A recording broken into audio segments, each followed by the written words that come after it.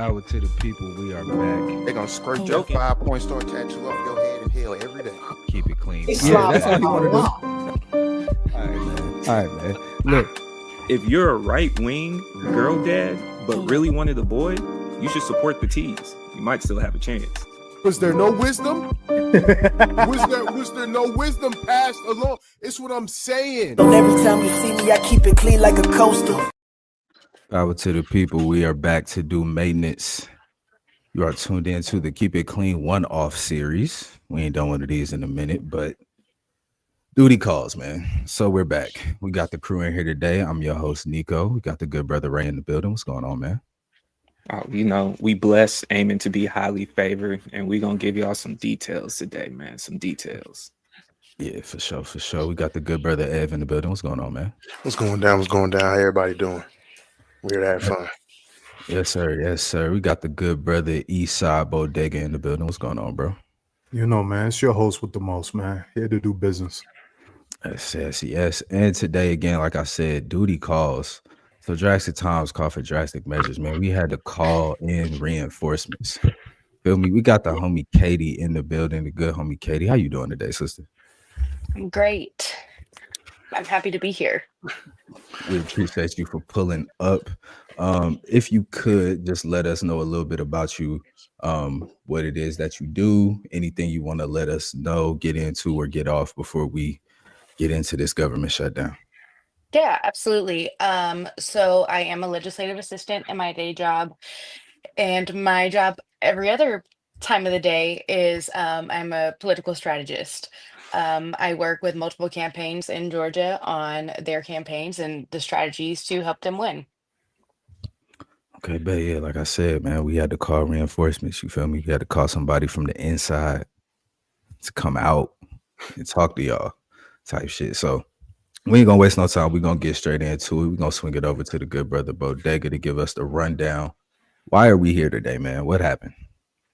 All right. So as of Sunday, the Senate came together and passed a temporary resolution to fund the government.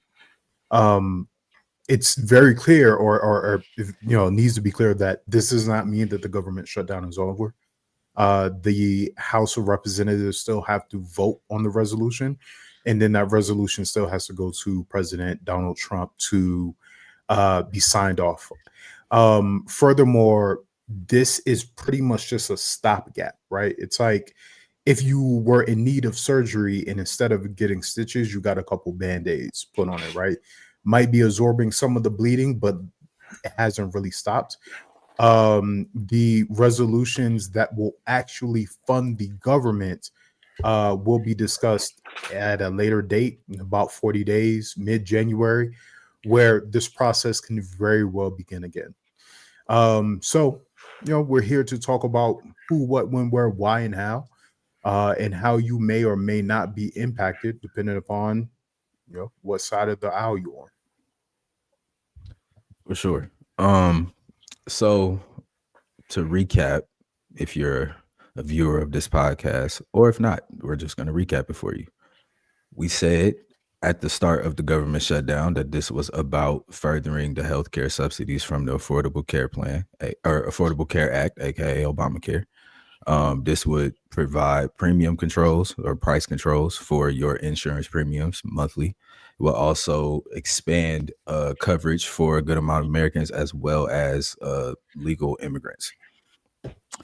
We told y'all that if this does not go through, people's healthcare monthly payments will go up. A lot of people will be kicked off of their healthcare.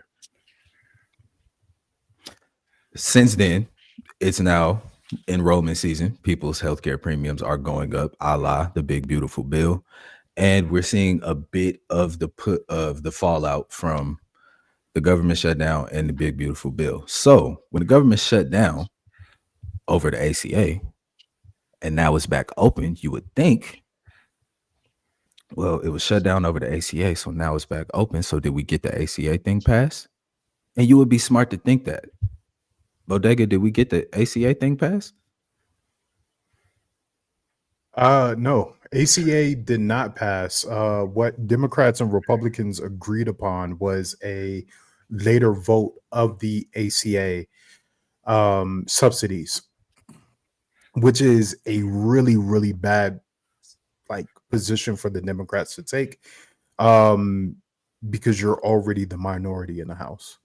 Like you already don't have much leverage to stand on, and the leverage that you did have to stand on, you gave up for temporary relief of your constituents, which understandable because there's 900,000 people affected by the government shutdown, that were either laid off directly or furloughed or forced to work without any funds. But with a funded government and a executive leadership team that directly backs the Senate and House majorities, mm, you putting yourself in a very bad position. Okay. Katie, I guess we could start here. What was your reaction to this when you saw this go through? So my general thought process is I kind of feel like you're damned if you do, damned if you don't. Because people that people that are furloughed, yeah, they're sending it, they're at home, but they also got those emails that said, hey, at any point we can call you and you still need to do this work. You're just not going to get paid for it. And that's what a lot of them were getting. And so, obviously people needed their SNAP. It's holiday season. People need to eat, period, even if it wasn't. But I mean, it feels extra cruel to be happening with Thanksgiving and Christmas right around the corner. Um, However, I don't know. I'm kind of in a weird spot because while yes, I agree, I understand why they chose to kind of waver and be like, okay, yeah, like people need to eat, but like also there's things in place where Snap should have never been shut down during a government shutdown, but considering, well, we know why that happened. Neither here nor there. But I feel like it's also there's a lot of people that are going to lose their health care. And I mean, I guess it's okay that, they're pushing it off, but also, is it really going to go in our favor anyways? So it's just a really tough spot to be in because on one hand I agree, on the other hand I feel like we have a lot to lose. That's fair. I feel that. F, what was your reaction? I kind of agree with Katie with a lot of things, but I'm gonna take it further where you said you think there's a lot that could be lost. I think the biggest thing that we had was lost in agreeing. And that's been my biggest thing is where, like we already mentioned, Affordable Care Act, that was the thing that we were holding on, the Democrats were holding on as Hmm. the big deal. And to come away with it with a vote where we already know what, we got to be honest, we already know what that vote's going to be. Mhm. Absolutely. And I think that's where it's like you lost the leverage that you did have. And again, like that's why I agree with you, Katie, where it's like I completely understand why you do waiver because again, as a party who thinks for the people, Absolutely. it's understandable. But it's also this was the one time you did have that real, everyone talks about hope, change, and actually fighting Hmm. on those front lines for it. This was the opportunity. And this was Yeah. the way where the shutdown itself is the leverage of with all of this. So it's where something that I've always said in our episodes here, this is where as a party of the people, you lean on the people to keep afloat while you keep fighting the good fight. Hmm. And I think in this past week with this going on, I think you kind of you've given up that good fight for a good chance when all you've always had was a chance. Facts. Yeah, and I can definitely understand that. And that's what like I think that like when the original vote came out the other day and a lot of Dems were like, No, absolutely not." But then there were like a handful of Dems that were like, yeah, it's fine, no big deal, forget these people's health care. And I think that that's generally like what I like to call the Democrats that are diet Republicans that are under the mark of a Democrat, but they really agree with Republican concepts. And I think that just, I mean, I hope that when it comes time for their elections, people are realizing, oh, this is the way they voted. And I need people to think about these things when they go to vote. For sure. Ray, you want to jump in here? What was your reaction to the government, the grand opening? Democrats folded like lawn chairs. They folded like lawn chairs, man. In the situation, to me, from the perspective that we were seeing, complaints were building up from both sides, knowing that the Republicans were dragging their feet the entire time. Even fellow conservatives and Republicans were starting to speak up against this entire shutdown, specifically for the fact that they realized they voted for something that affected them. They needed those benefits. They needed certain money coming in to be able to live and continue on with their livelihood. So you started to see support from the people. This ended up being a complete separation for those that were in those political seats to make those votes, making their own decision. Democrats folded. I understand the tough situation that you're in because people were losing out and they put the pressure on you, but you had the leg to stand on. You had the leg to stand on in this moment. Nobody was blaming them unless you were just the hardest of right-wing conservatives. And realistically, you were the hardest of right-wing conservatives with money. Those that didn't have the money weren't standing in that position. So now you open up the door for a lot of internal conflict on that side of what was already a weakened party as well. And that's what makes it even more tough because the visibility of that party has just was more or less in shambles to begin with as the election was approaching. Then post-election, you crumbled even more. And then now in a situation like this, it's just you seeing how flimsy you are. And that's the part that really like kind of blows my mind. Because it's like we just had an election week full of wins, full of W's. Whether symbolic or tangible, we'll see type shit. But for what it's worth, we just saw the shutdown taking place, people reacting and voting in a different manner than they did some months ago, last year, type shit.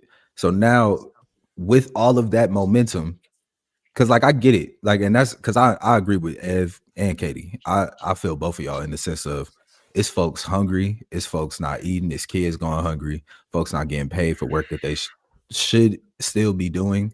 There's no reason that they shouldn't have a job at this point, and there needs to be relief in that space. I guess, like, again though, drilling the point home of the Republicans are willing to let y'all starve during a holiday season. The Republicans are willing to make sure that you can't go see your uncle, aunt, grandmother, grandfather, family during a holiday season because they won't open the government up and allow planes to fly. Like, you had the opportunity to do it and just drill that point home and secure a spot for y'all in the midterms next year and possibly the election in a couple years or in a few years. And you traded it away to say we're just gonna do it later. Like, I don't know. I don't know why you baffled. The Democrats always been pussy. No, for sure. I'm not. You're not wrong, and that's the problem with our party now. That's it. Boom. Like, you're right. You're absolutely right. The Democrats have always been on some bullshit, right? Like we They're know too that. easy to waver when it comes to the things that they shouldn't be wavering on. And if they had more of a backbone, I feel like we would get more done. And I also kind of feel like it comes into like the progressive party, which I do completely agree with many progressive ideologies. My only issue is so many of them are all or nothing. And in these situations, you can't be all or nothing. You've got to take a little and you got to give a little. And so I think a lot of them are immediately like AOC and like the group that came in with her, she's doing a little bit better now. But back when they came in, we got nothing done because they wanted all or nothing. And I feel like that's an issue we have still with a lot of people. It can't be all or nothing. We've got to do a little bit. But in saying that, I'm not referring to this situation. We should still be in a shutdown, respectfully. I mean, to that point, I think when it comes to these types of situations, I think trying to be an incrementalist is a losing strategy. Like, I get the strategic idea of it, but like, your opponent is over there playing the all or nothing game and they getting a good amount of the all that they're trying to get to, it's like at that point the like trying to like, oh, the small wins here there, like we just did that last week. Yeah. That was that type shit. So it's like when you get it over there, it's like, okay, bro, boom. We have to keep the large picture in frame and shoot for the stars over at that point, because let's try to meet them at this point, I feel like at this point, it's like at a certain point, there was a time where the whole cross the aisle thing was the talk of the town type shit. But now it's like, if this was the aisle and this was us, they keep backing up and we just keep going further and further and further into what they want to do. And it hasn't been helping. Yeah, absolutely. I mean, I just hope that from this shutdown, it shows a lot of people that the Republicans were willing for you to, one, go hungry, and two, lose your health care. These people do not care about you. And it doesn't matter what they say. And I will never understand the concept of believing that they care about you when they make it so blatant that they don't. They're not afraid to tell you that they don't.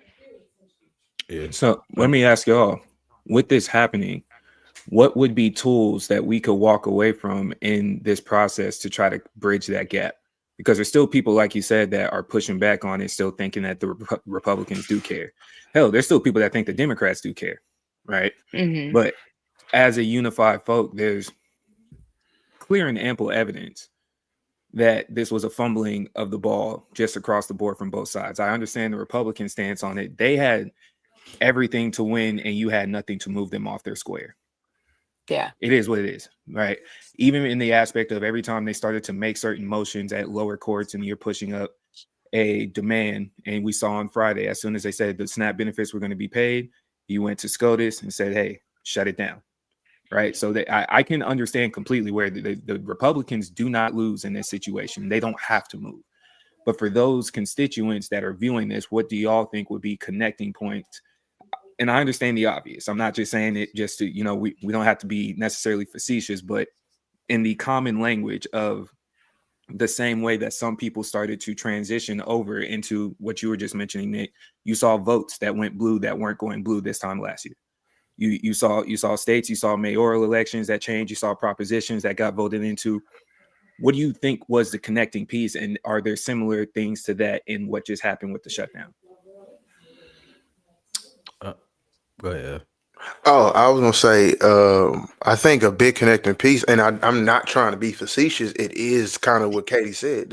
Some of these people realize that they don't give a fuck about them in reality.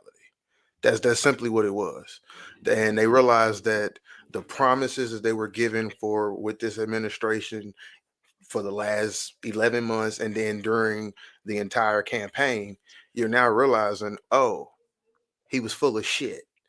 And this time they finally they're the ones being hit to where they now understand, oh, the people who we were making fun of during 2016 to 2020 were telling the truth the entire time.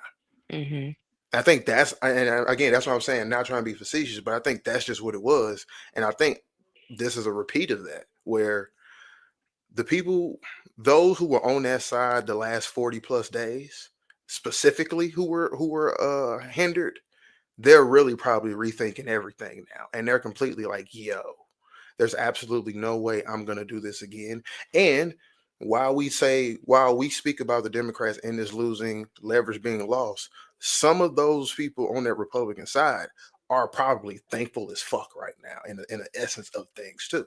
Like, and that is the changing of the tide of, there are some of those people across that aisle that are looking at it like, at least they're trying to change. They're trying to do something. And I like what I saw. It's crazy, but that's just how some people probably do look at it. Well, Decker. I think and this may answer the question in a very roundabout way, but I really think that what we saw in these kind of smaller state elections last week was Democrats that weren't afraid of saying what the fuck it is. I think for the long time, especially for my life in particular, Democrats have been entirely focused on being the party of everyone. And the reality is that you can't represent every American. You Facts. can't be for every American. And if you stand tall on that and say who you are for and why you represent those people, then the votes will reflect. But it's very hard to find a actual center line on what you stand for from a political perspective when you are trying to include everybody from a moral standpoint. The United States is not built on moral togetherness. It never has. The Republicans have a very firm stance. We are overall the party of manifest destiny. That's how we got here. That's how we do what we do. That's how we take control of the situation. That is what we do. You pull yourself up by your bootstraps, you hop on this national Christian train, and you manifest yourself to becoming a millionaire. That's what the Republicans stand for. Big oil, you know what I'm saying? Big corporations that pay and that stay out of government business. Like you really have to stand for something. And the older Democrats in the Senate, in the House, and the ones who are coming up with presidential strategy don't stand for shit. And they never did stand for shit because Mm-mm. they have always been motivated by the money. And their motivation is, all right, well, shit, if y'all got SNAP benefits, y'all got, you got health care, you got, you know what I'm saying? Like you are complacent enough for me to pull these tax credits over your head and get this corporation money. And the Republicans are like, yeah, nigga, we want that money too, but we just want to privatize it. Like, fuck the government. Like, I can go put this money in my man's pocket, and he can go run this shit and then generate more money off y'all while I sit and collect my cut. Instead of, yeah, the government got to do. Republicans don't give a fuck about none of that, and they never have. They never have. What's your Yeah. stance? Like, Yeah, to your what's your stance question, I think this goes back to probably a one-off that we had up here where we was addressing the whole it not being the center for real. Like going back to what do you stand on? Standing on the side of business or corporations and tax cuts and all of that is standing on the side of business. And if you're gonna stand on the side of people, then that means you pushing affordable healthcare, affordable housing, and the like to the T, like to the ninth degree, to the ninth power, to the 10th power. That's what you standing on. It can't be we want to make sure everybody has healthcare, but we also want to make sure that the healthcare companies are making money. You can't, I don't want to get religious with it, but you can't serve two masters. It's that simple. And when you really do break it down, the Democrats say they serve the people, but they serve the same master as the Republicans. Like Bodega just said, they all getting money.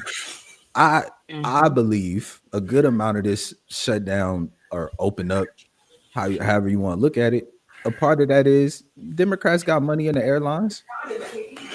For sure. You know what I'm saying? Democrats got money in the airlines. So as much as it hurts to see the people not be able to go see their family, it's also hurting their pocket. So yeah, we gonna push that date back, bring the airline back up. Let's get the stocks back going. Let's get the economy back going. Let's get the money back moving, and then we'll address this at another time.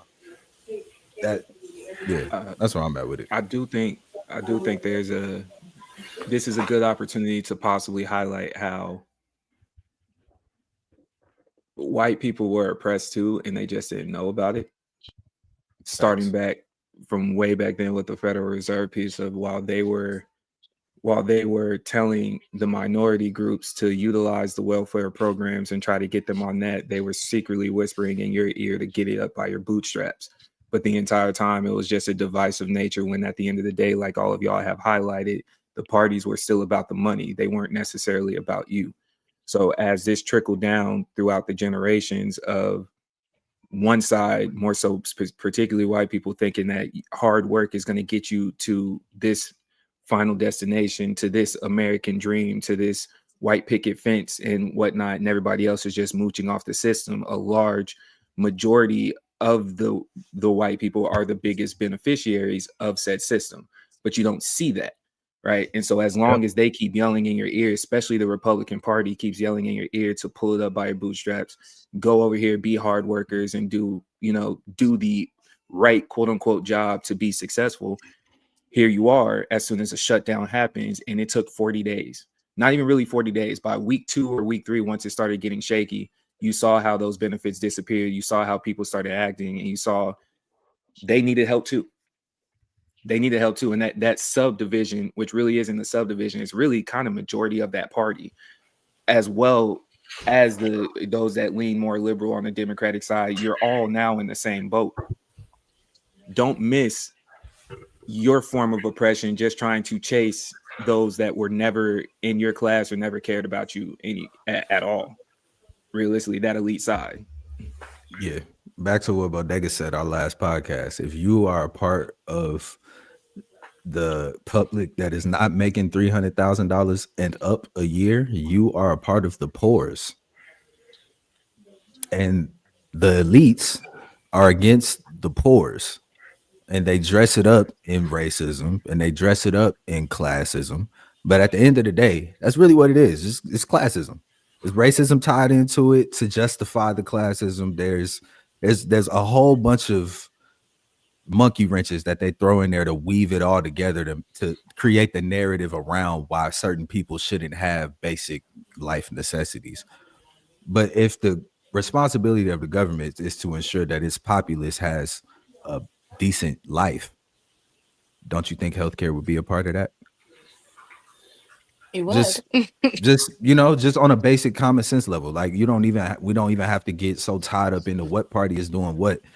That's also a trick in how they make it only 2 parties that you get to choose from. So either which way, you're gonna have to pick somebody over there, either which way it go. And if you don't vote, you're a part of the problem as well. So it's they play it in all these different ways. But at the end of the day, it really comes down to, do you think people should be able to go to the doctor and get treatment without having to pay their entire life savings?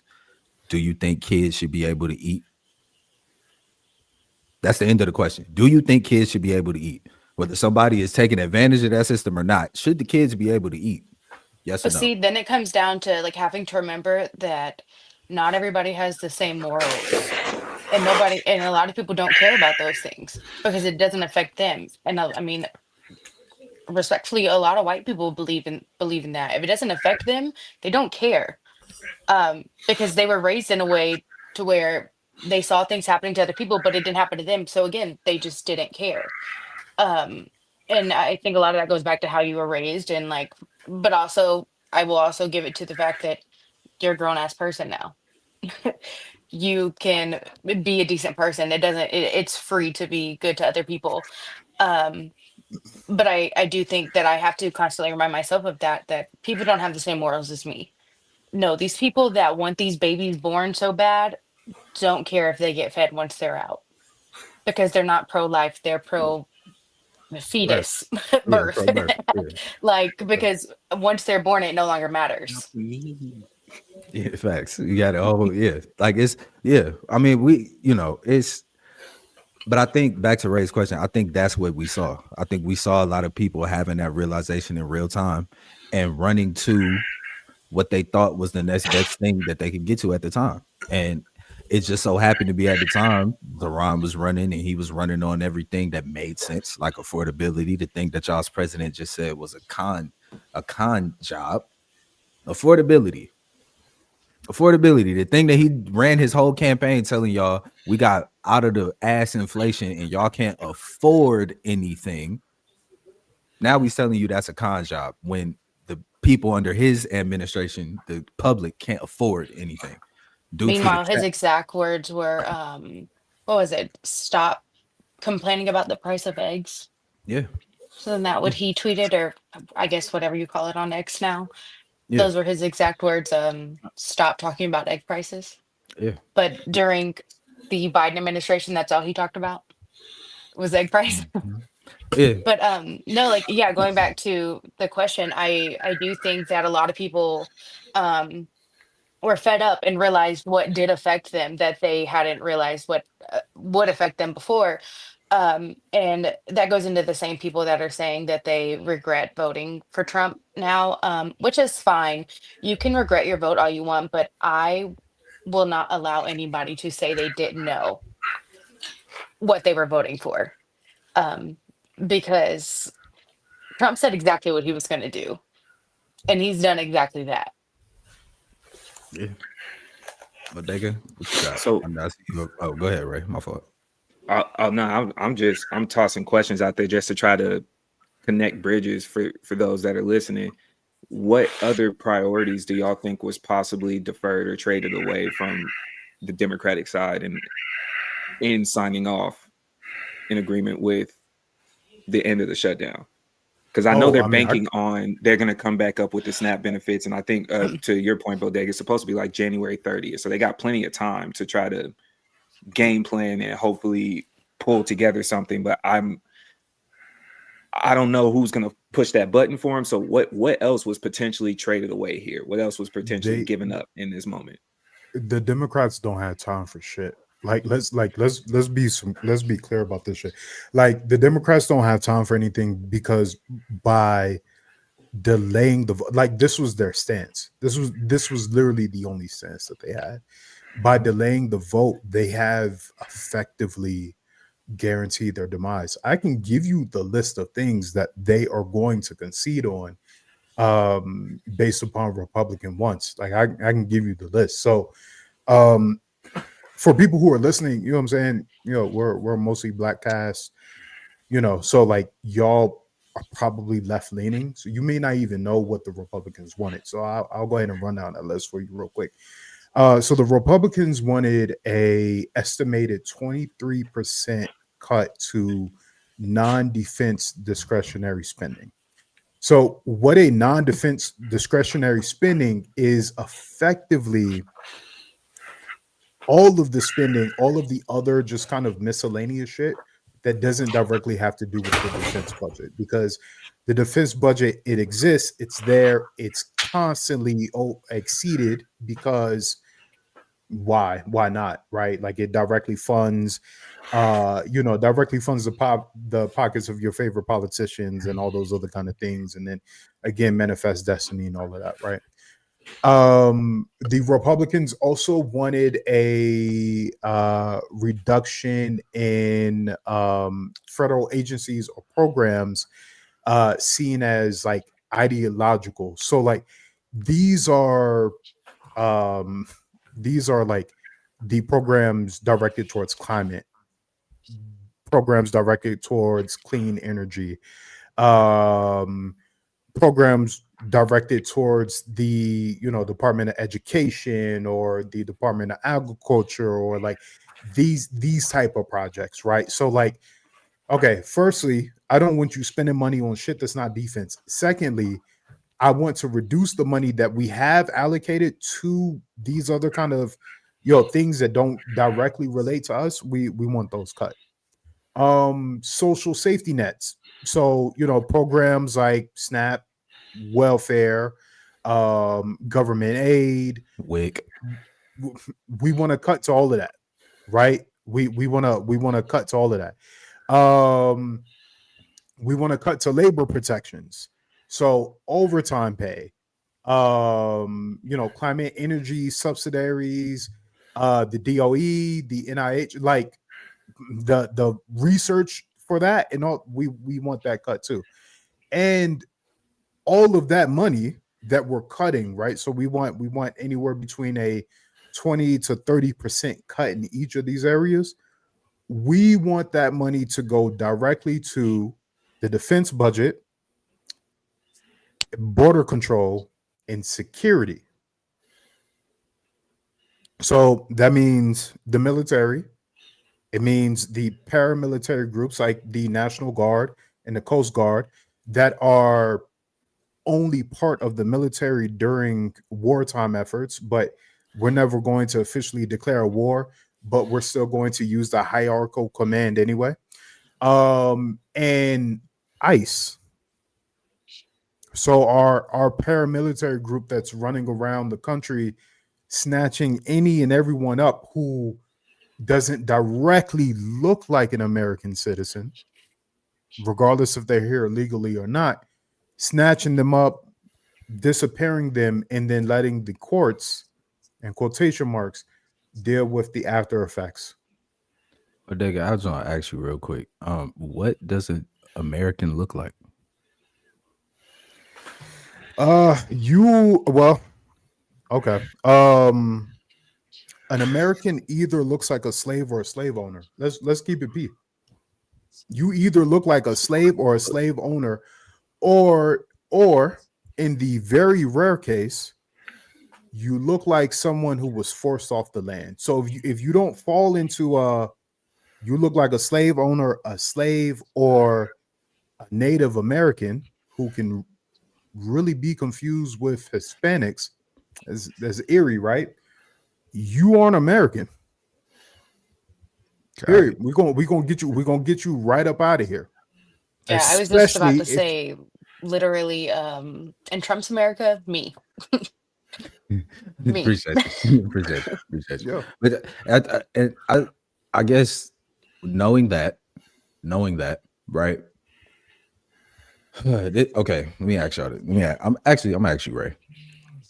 Knowing what what the Republicans are asking for in their push to open the government back up, or the next vote, and knowing that the Democrats will capitulate to these wants and needs at a whim, even when they have the momentum on their side.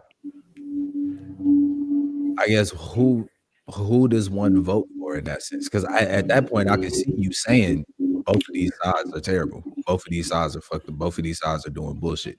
So like as a voter, where does that leave you? Like what does that do for in your mind? Oh, it completely crumbles any idea of what we knew about politics for the longest period of time, right? And honestly, there's a strong opportunity for this to be a good thing, is my perspective on it. Why? Because we're in year one of Trump's presidency, right? We're just rounding year one, which means you got 3 years to figure out a different option outside of the two-party system. The Democrats, again, folded like lawn chairs. They don't even have a candidate right now that's even really worth talking about. So there's no point to me in investing hope into that party that doesn't have hope in themselves. This is an open door for whoever is trying to step up right now. Right. We see one side aiming for a third term, which hasn't been heard of for at least almost 100 or so years, whenever it was an emergency situation. Which and is then you have constitutionally illegal, Correct. by the way. Yes. Constitutionally Yes. off limits. So- Continue, my brother. So you have one party aiming for a third term, and then you have dysfunction within that party. And I hope that's not missed. Right. We're seeing it just clear as day as it's starting to play out. Promises on both sides were being broken. The wars that we're participating in are starting to bother people. You're seeing a clear separation there. You're seeing if it's not him, if it's not Trump himself, JD Vance has been courting the widow of Charlie Kirk right in front of our face for a decent amount of time right now, right? So you see what the play is. If it's not plan A, plan B is kind of right here. You feel me? So now on the other side, I don't know what the Democrats are going to do. I think what you do now is try to find somebody. If you can find hope in a situation like a Mamdani, then you could turn around and push forward and see what can we do on a national level. Who that is, I don't know. The one name that we're seeing slowly tossing his name in a hat right now, at least for Black people, we're not a fan of him. I don't need to give him any shine right now, but he tends to get support over there for most of the white group, because he tends to have that little dance in the middle of conservative but also liberal at the same time. And you go through sports. But to your question, you don't have anybody to vote for if you still lock into the two-party system. A benefit of Trump himself was dismantling what we had an idea of the two-party system. We're in 2025. We're pushing a decade since we've known about normal politics. After 2016, normal politics doesn't. Most people can't even remember what that looked like. You had Trump, and then you had COVID. Like, your mind just kind of blocked out anything beforehand. Regular suits, coming in like a tan suit used to be the thing that was a problem before 2016. A tan suit Yeah. was what shook up the world, right? So we are in an era of you don't know what politics is, which means you also have you have an opportunity to design it yourself as the people. You can vet really well now. The talks of who's going to do what is probably going to start in the very near future. At least for places like Texas, the government election is starting. The campaigns have officially started. We're seeing Democratic parties going up against Greg Abbott. We have 4 different candidates out here. We're seeing that's going to be 26 for a lot of people. The midterms is really when you see it start popping off and it gets spicy. Cool. In that same notion, whoever loses in most of these states that are also in the same situation might put their hat in for the grand scheme of things of the president. That's how we see it play out. Right, you might see them start putting in to their roles for the senators, for the House. You see how this is going to go. To me, it could present an opportunity for change. Just got to find that person. For sure. But Dega, same question. You muted, my brother. I watched you My mute bad. yourself, What was and then you what was started the question? talking. So just seeing basically what you listed out as far as what the Republicans are asking for, and seeing how the Democrats will capitulate to what they ask for as a voter, where does that leave you for midterms and for the next election? Stark. It's stark. It's stark. The most popular Democrat in recent history, which is Madani in New York, cannot legally run for president of the United States. Just want to make that clear for anybody who's listening. He can't legally run for president of the United States, right? So like, to Ray's point, there isn't even a front runner, and there wasn't. And it's not like the front runner issue is like a recent thing. Joe Biden was never supposed to become president. Facts. Joe Biden, like the Democratic plan was never for Joe Biden to become president, right? They utilized Hillary Clinton as like, keeping on that progressive change of, through Obama. But when that failed, there was not a second option. Joe Biden really just became like, there was no one else. Hey, he's a vice president. He was handsome in his past. He's a Democrat. Throw him up there. And Trump had just, fumbled COVID so bad that people went with it. But Joe Biden wasn't supposed to be the president, and neither was Kamala. Like that just wasn't in the playbook. The Democrats don't have a playbook. They don't have a unified playbook. Who do you vote for in the midterm elections when it comes to Congress? The real and I'm gonna say this, and I know this is gonna be very controversial to everybody who's against Trump, but like, do you vote? Do you vote? So Like, I want to. Okay, so you've gotten us into a place, and I want to ask this, right? Because I see a point in withdrawing your vote. I see a point. I see a point in showing like, hey, that whole, because again, it's like if we tell y'all for 3.5 years, y'all the most terrible people on earth. We hate y'all. Y'all ain't never doing shit. Y'all ain't never doing what we want y'all to do. Y'all always fold into these bitch ass Republicans. We're not satisfied. And then when election time come around, we go vote for you motherfuckers. It builds the sentiment for both sides to be like, well, what the fuck else you gonna do? The Democrats get to look at us like, what else you gonna do, bro? This all you got.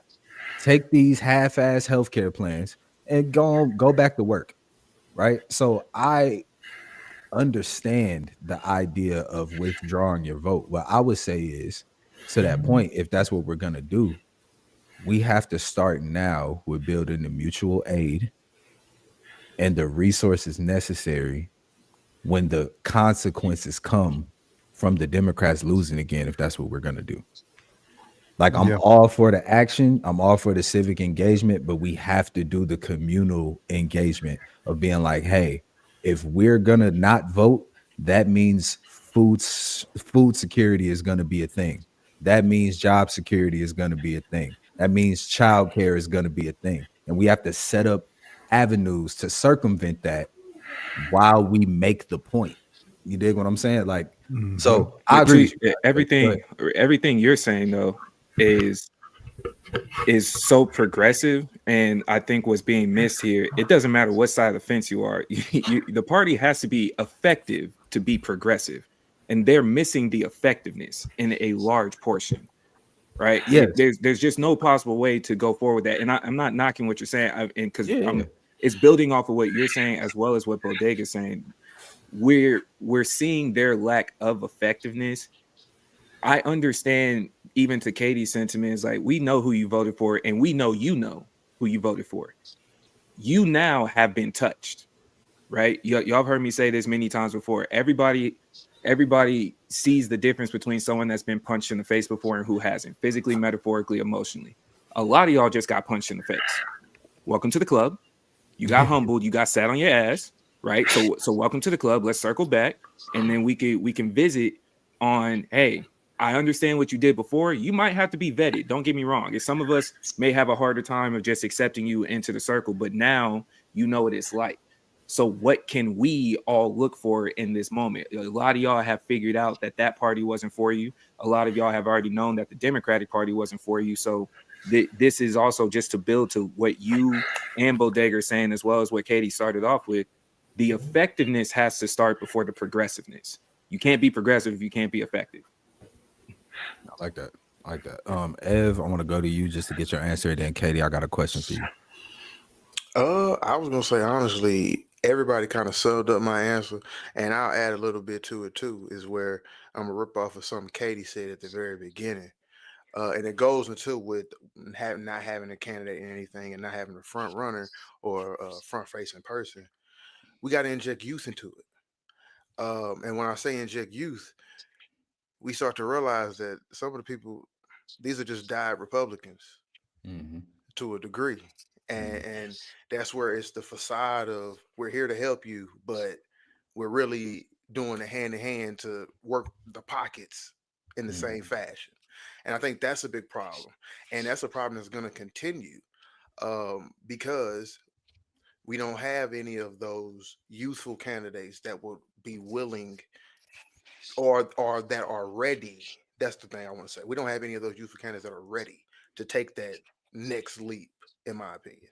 And because that's the perfect thing, because I thought about it when Bodega was going. Joe Biden was supposed to be president. Right. Who do we have before that? That was the other candidate. Somebody who was already 70 plus, another again, Bernie. Like, and that's where it is that like we have the same this problem can't be solved until the Democrats understand that. And again, you can't understand that when you have so many of these elder, old people in place and in these positions where they don't want to let go of that reign. Yeah. They don't want to let it go. So they don't want to. It's kind of just like parenting with children. It's the same situation where, oh, we got all the wisdom, all the knowledge, and the power. We don't want to give it to y'all because we don't want to buck the system. Because one, bucking that system going to affect us. Yeah. And we're in our pretty nice areas where we don't want to get affected. Yeah. Can we stick there really quick though? When you say get the youth involved, can we kind of elaborate on that? And I ask that because for our age group ourselves, we know that the youth does get, for lack of better words, caught up in what the current hype is. Our age group, it was Obama, right? Age group beforehand, like if you were able to run a very popular and effective, us was Obama. I don't know how they felt about Bush during that time frame, but then by the time this new group came in, Trump was the talk. Most of the youth, as we're aware of, have no idea what they're necessarily voting for, what they're supporting, but they see the popularity and then they jump on the wave. And a lot of the times they're living in that mindset of it doesn't really affect them. That's at least for the voters. To Ev's point, for those that were talking about the parties, candidate too. Yeah, yes, he was, right, and he looked great when you started calling his brother the hard R word. So he got even more popularity back then for them voters, right? But then fast forward to this situation, even that's the voter side. On the candidate side, what young parties, by your terms, and I guess what we would have to define what young means, because compared to 70-year-olds or pushing 80-year-olds, everybody's young. So when we say young, like, what does that mean to us? And then do we have the knowledge of how many of those are out there? And is that something that we need to start focusing on, like pushing these names? What are y'all doing at this age group? So I'll take first reign on this. One young would be, I'm gonna say probably 40 something, 30 something to 40 something, like right on the cut to run for president in the next decade. I'm gonna be honest, they gotta be white. I'm gonna be honest with y'all. Listen, like, cause we gotta keep it clean, bro. America voted for a black man. And even a lot of that at the time is we're in a recession. We've been in this war. George Bush is an idiot, and we can see it now. Like, there was a lot going on at the time to where voting for a black man, while it was as landmark, crazy as it is for real, he's still a man at the end of the day. True. I mean, the Republicans also didn't have amount of the country, for what it's worth, don't like black people. So for him getting in there, cool. He got in there. That's great. We can say we live in a postmodern society and all of that, or post-racial society and all of that shit. That's cool. But then you made gay marriage legal. Then we had Black Lives Matter going around, and it just got way too. Then we had Me Too, and it just got way too skewed to the left for how this country works and what this country just tends to understand on a general level. So, following that up with Hillary Clinton, no. Following that up with Joe Biden, okay, white man, former VP. Yeah, we they'll put their trust in him. And then you follow that up with Kamala, a black woman. If they didn't vote for the white woman, why would they vote for the black? Anyway, so when we get to that point, I would say, but he has to be a white man. And when it comes to who we have out there at the moment, I don't have too many people off the top of my head. Somebody that's ringing off in my mind right now is Pete Buttigieg. I want to say Pete Buttigieg is gay, though. He is. They're not going to vote for him. So and that's he's why out. Kamala didn't pick him as her VP, because they were never going to vote for a black woman and gay man. Boom. He's also ugly. I know y'all laughing, but like, oh shit. Malcolm agrees. That's a real attraction. Plays not attractive. It's not going nowhere. Like, it plays a big role into presidency. Like, Donald Trump is an exception, not the rule. I just need y'all to understand that. Donald Trump is a celebrity. We have to always factor that back into the play. So yes, right, to answer your question, I would say has to be a white dude, probably in his 40s, that speaks the language of the young people, but not too woke. You know what I'm saying? Like, it gotta thread that line of like, yeah, I'm doing this on some America first. Like, you kind of gotta, and this is what the Democrats mean when they say we gotta kind of pull the people from their side in. You gotta talk our shit in their language and make it feel like it's happening for them, because that's really the issue in all of this. People, the majority of the country wants universal health care. A good majority of the country just don't want niggas to have healthcare. Just don't want Latin folks to have healthcare. Just don't want people that they don't deem American to have healthcare. So if I'm understanding this correctly, essentially what y'all are saying is the new age Bill Clinton. Basically. Which is, I mean, effectively Galvin Newsom. Which is like, bro. Yeah. which is I was seeing if one of y'all was going to say that, but I wasn't really sure. Yeah. But which so, is Gavin essentially Newsom. the new age Bill Clinton. Is Yeah. what we're going So with. yeah, that would be the guy. Gavin Newsom would be the guy, and which is what it's looking like it's going to turn out to be at the moment.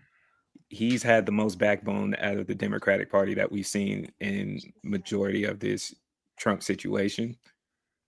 100%, but I hope that's not something that gets wavered on once he runs, because There then he you has go. more to Thank you. lose. Yeah. Right. Yeah. There you go. Westmore is also ugly, by the way. So, man, he bald headed. He's not getting elected. Just Look, but you know what is with the Newsom thing though? I do just want people to know he made homelessness illegal in California.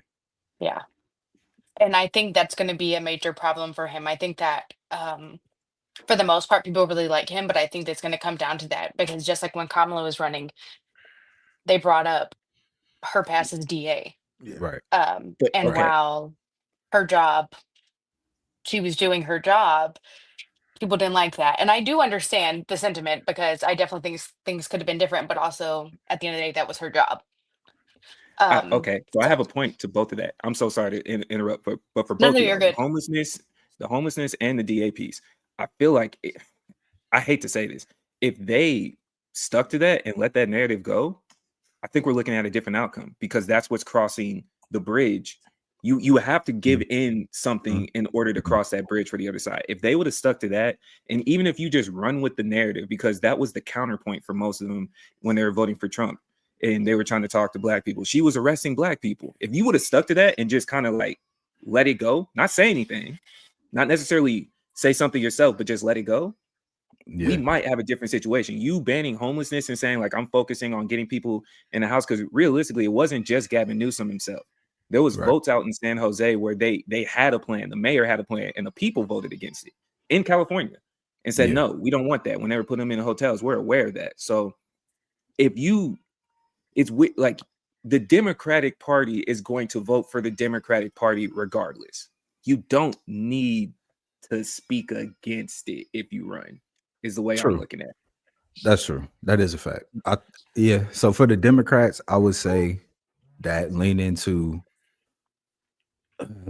some America First shit, but also push the line of the progressive shit that you preach. Like, because that's really all it's got to be. Like, we know this shit is a game. For example, with the shutdown, the federal, and this is also why the Democrats is pussy. A judge already said, Donald Trump, you have to pay these SNAP benefits. That was already in play. Like, that was already a thing. So to come back to the table and be like, well, we got y'all to have, he gonna have to pay the SNAP benefits. We already had that. He sent it up to the Supreme Court so that they would kick it back down. Shout out to Justice Brown, kicked it back down to the lower court so that they could vote on it again and say, yeah, no, he has to pay that. So like, we see how he's trying to play the game. We see how we can play the game with him. You just got to stack the House and stack the Senate. And you don't do that.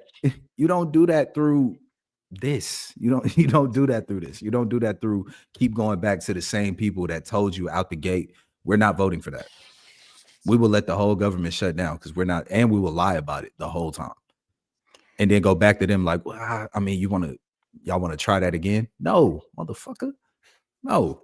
Go ahead, Bodega. My fault. Oh nah, I was just going. I'm gonna take this like in a little bit of different direction, because I was sitting here doing like some quick research about the 22nd Amendment. The good news is that unless you fundamentally disrupt what the United States of America is, which is, the illusion of voting on a president, Donald Trump can't become president again. Like, the 22nd Amendment has to be repealed by 2/3 of Congress. 2/3, not like, you know what I'm saying, which is both House and Senate have to come to a 2/3 agreement, or 3/4 of the states have to repeal the 22nd Amendment. But man, to be fair, he said that he wasn't going to run he wasn't going to run again. He would be vice president and take over. Well, Okay, so the 12th Amendment prevents that. Um, the 12th Amendment effectively states that if you like, it's it's weird. It's weird how the amendments work. But the 12th Hmm. Amendment effectively says that if you were president, then you are ineligible to be vice president. So we'll see how it goes, right? The bad news is that JD Vance will 100% be your Republican candidate, and he will have married Charlie Kirk's wife by then. 100%. That's a 100, fact. I like can also tell you that Kemp will also be running for president. Ew. who? Kemp, Governor Kemp. Oh, Kemp. Kip, get the fuck out of here. Oh, You're not winning Hey, shit. It's just word on the street at Hey, real the hey, quick, job. Kemp. Hey, real quick. Hey, Governor Kemp, you ugly as shit. Let You me know what I'm just cover my saying? face. You ugly as shit. And you a piece of shit. government Ain't and nobody Governor voting for you, Kemp. man. Ain't That's nobody voting for you, crazy. You dog. wanna do a runoff primary with governor? That's You my don't know. boss. Real That's quick, funny. Katie. I wanted to ask you though. Yeah. So from your side as a legislative assistant, I don't know if y'all are assigned to, specific partisan houses, or I don't necessarily know how that works. I do work in a Republican office. Okay, cool. So with that, right, with what's going on with how the administration is running things, is the morale of like the Republicans in said office like, yeah, we on time right now, we getting our shit off, or is it like this motherfucker is tripping and we need to get him out the way? So they are definitely,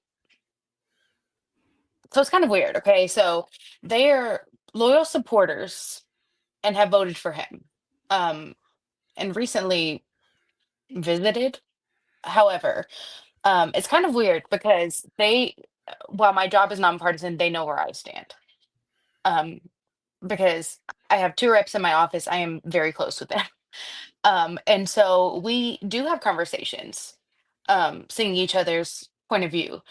And like I said, they're very aware of my stance on things. And it's funny because I've had more talks with one over the other, and some of the things he says, I'm like, do you realize that you're like not really a Republican? Like you are, but like you kind of care about your people, brother. Are you okay? Like, um, but I also think it's because he lives in a more rural part of Georgia, but like up towards like Tennessee. Um, Whereas I think that like his people are really poor, and he realizes like, hey, like we got to do something. Like both of my reps had me sign the resolution from the Georgia House to the Senate, asking them to open it back up. I don't know what the resolution said because I never saw it and I never looked it up after. But they did add their signatures because they were talking about how important it was that people got like their SNAP and things like that. So, Okay. but I So do know that other offices are not that way. Got you. But they go, oh nah. I was just gonna add really quickly. I want everybody to be just really conscious of like aware of this. But the rule of majority works for everything in this country except for crime in prison, apparently. So those who are majority affected by the lapse of SNAP benefits, Caucasians, government assistance, housing assistance, all those things that benefit, people who, helping you pull yourself up by your bootstraps are affected by white people. The only thing that is not led by the majority of, this great country is prison, apparently, and crime rates. yeah. Apparently. Uh Don't, you know. with that, I would just like to say to all the people out there saying, like, the SNAP benefits, folks are rigging it or stealing from the system. 80 something percent of the people on SNAP work a full-time job. Correct. 80. And also, while we're at it, people that aren't here legally, they're not getting them. They can't get that legal. They They federally can't get those Cannot tell benefits. you how many calls I get where I'm being told that the illegals are getting it, but they're not. in South Carolina, you being illiterate is considered a disability, which qualifies you for disability checks and qualifies you for government assistance. I could tell y'all how I know that, but like it's a story for another time. But that's majority. Let me You tell you, would know that. the only you the you only would know people that. who would the only people who would know of such a loophole, right? Is Hey, the hey, Caucasians. I hey. just want y'all to know that. Like I know two Caucasians, right? Well, I'm saying I know them is a stretch, but I knew two Caucasians who were both disabled, who was on every government assistance program in the good state of South Carolina, and was visiting the church food banks. Not because they needed it, just out of greed, but it's, Yeah. So yeah, just keep all of these things that we've given y'all in mind. The government is open for the time being. My vote is that it's about to shut down by the time they got to do another vote. That's that's where I'm at with it. Absolutely. That's where I'm at with it. I Early hundred January, it's percent. going to shut down again, and my thought process is it could either be really good and show people that like, hey, look what the Republicans are doing once again, like, but then they run with the narrative that it's the Democrats' fault, and those people you can't convince them any different because they're determined to misunderstand anyways. Um, but government shutdowns historically show like a wavering in like trust in the government. Yeah, this is true. This is true. But Go ahead, bro. I do have a question. Building off of Nick's question to you, Katie, in this time frame, and please don't implicate yourself in any situation if you don't have to, but that in this time frame, Mhm. as we saw the shutdown going on, from your purview, in the type of state that you're in, which is heavily more conservative, did you see any wavering within support of that conservative party that might, I guess,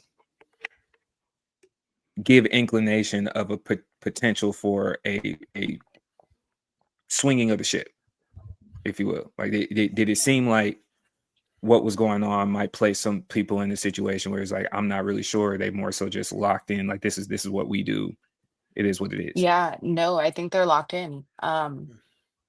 I I mean, I know that there are people out there that have said that, oh, they regret their vote now and now they want to like change things up. But out of the conservatives I know, like at work, obviously I don't have very many conservatives in my life aside from my father, who has no issue with it. So no, I don't see much wavering. Like I said, I know it's out there, but I don't think um there's very much of it, which what makes me go back to earlier when you were talking about like who would you vote for? Um, because I was thinking about that and I'm a firm believer and I don't believe in not voting. I think not voting is incredibly harmful because like statistically shown Republicans are going to show up no matter what.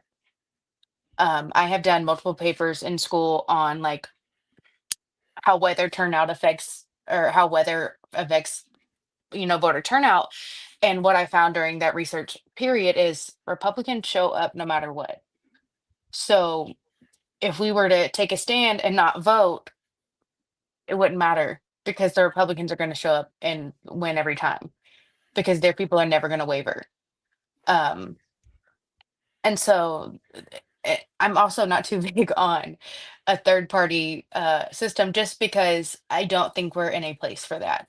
Not that it couldn't happen someday. I just think that we're not at a place where it can happen, and I think it's incredibly almost dangerous to play that game when it comes to like I'm cool with it in primaries, and like if you get to the point where someone is like actually on the ballot and has an actual chance, But I think when it comes to the actual election, it's really harmful to vote a third party or write in because I hate to be that person, but it really is a wasted vote. Because I mean, when you look at, while granted, all of the people that either didn't vote or like voted third party maybe wouldn't have made a difference in, the Harris campaign, it did play a large part of why she lost the way she did. Mhm. I'm just tell you right now, Katie, you have signed your ticket for a one-off return. The third party one-off. We got to do that now because my mind started going, but we already an hour in. I ain't gonna do us too crazy. It's Um, fine. That's fine. okay. So let's go around the room. Let's just get final thoughts on the shutdown, predictions on what you think what will happen from here, and just a piece of advice on what you think we should be doing from this point forward. Let's start with Ev. All right. So, final thoughts. As the tagline say, leverage has been lost. I'm gonna stand on that. We've lost leverage in this as a Democratic Party. Leverage has been lost.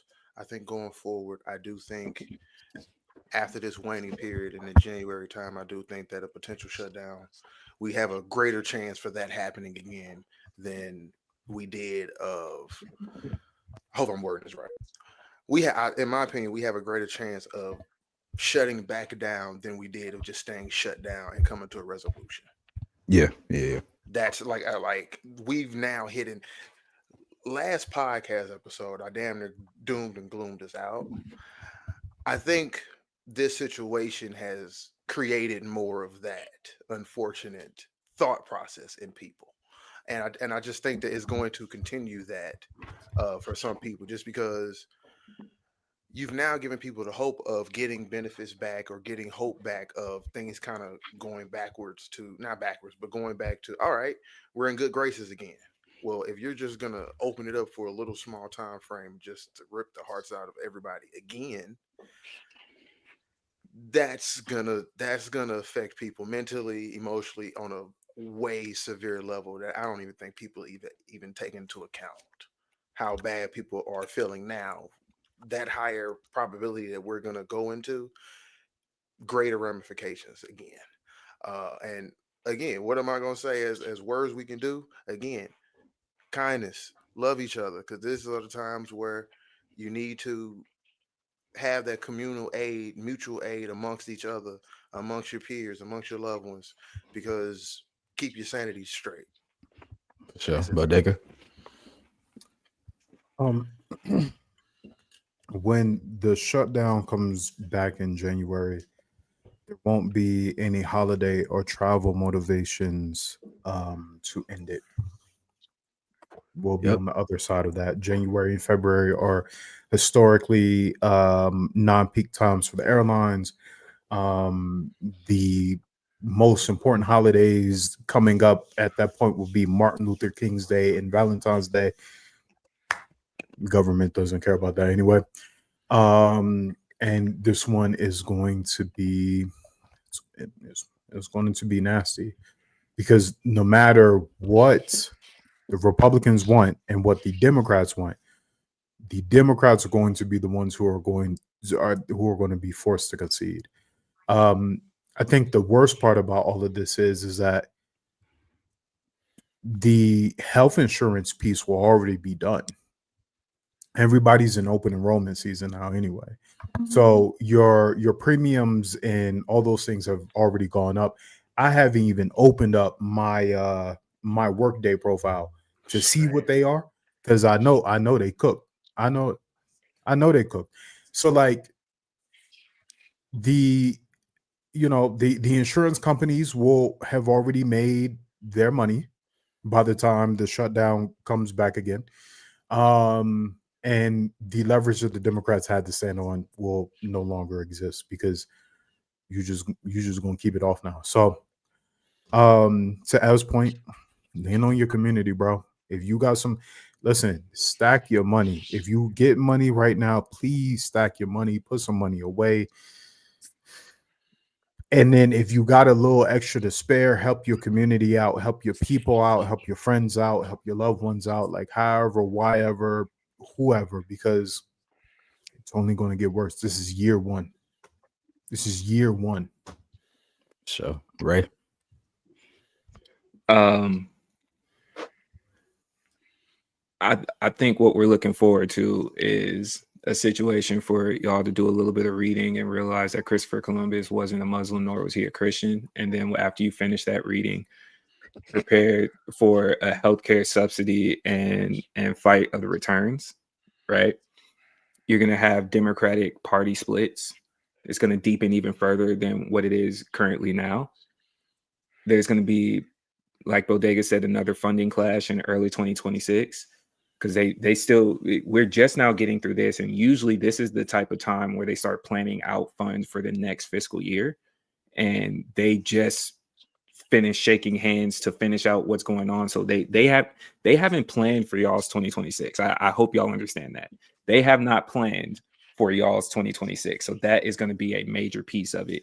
And then election messaging, the commercials, they about to start filling in. The commercials about to start popping out. Some of us have missed a lot of this because we have made ourselves a little bit more privileged and started paying for, ad-free services.